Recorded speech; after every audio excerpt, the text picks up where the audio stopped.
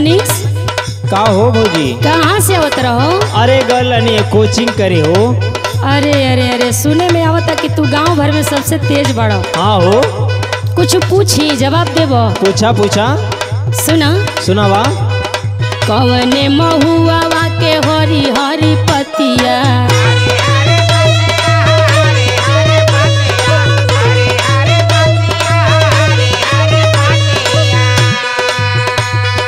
कवने महुआ के हरी हरी पतिया कवने महुआ का लाल होती नसवा से मातल बलमुआ।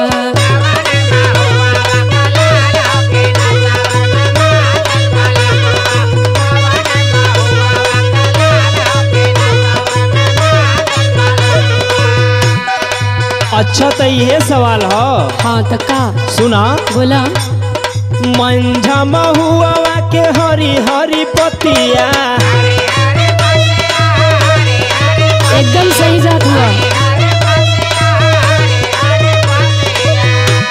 सुनत हो ना? हाँ हाँ। मंझा महुआ के हरी हरी पतिया बड़ के महुआ के लाल हो की नसवा से मातल भलमुआ।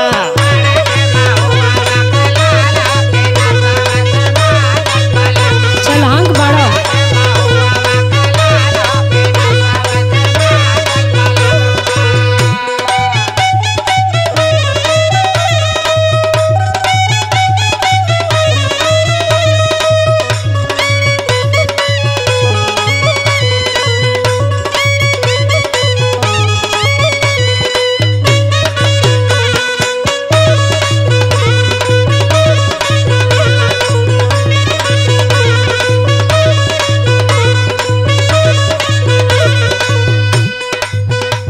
सुना।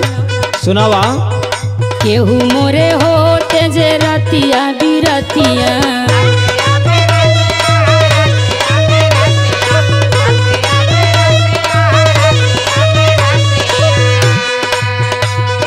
केहू मोरे होते जे रतिया बिरतिया लबनी उतार हमके दे हो की नसवा में मातल बलमुआ।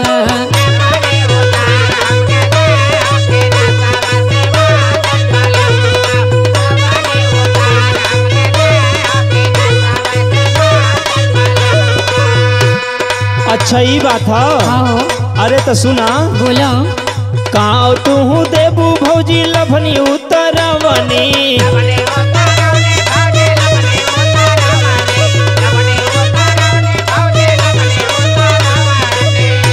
बोला। पहले ही बताई। काव तू देबू भौजी लभनी उतरवनी लभनी उतर के तोहे देव हो की नसावा से मातल भलमुआ। पहले लेके तरावा।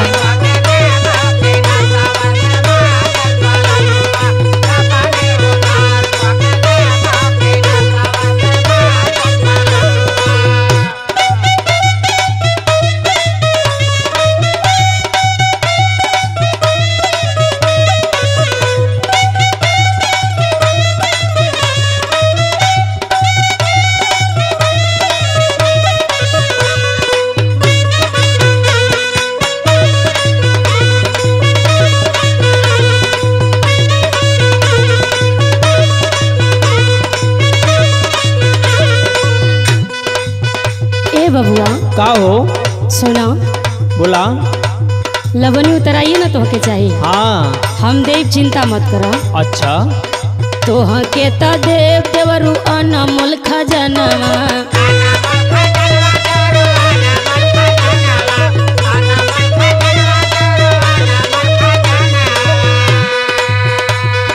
तोहके तो देव देवरु अनमोल खजानवा देखते चुए लागी लार हो की नसवा से मातल बलमुआ।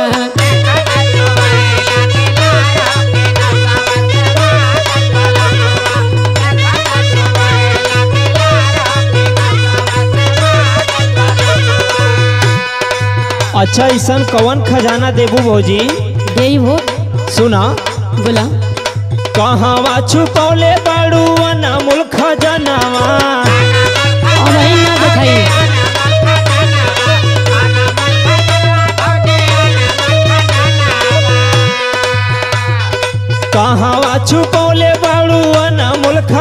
खजनवा गुड्डू लहरी मनीष दिहे झार हो कि नशवा से मातल बलमुआ।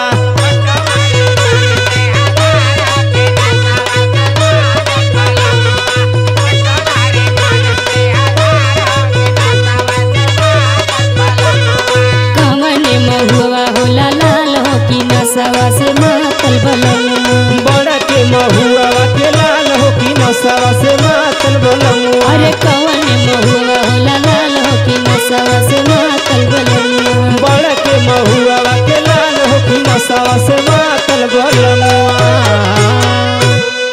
अच्छा तो भौजी अब पूछ भैलू ना। हाँ हो बड़ा चलाक बड़ा तो खजनवा दा ठेंगा लो।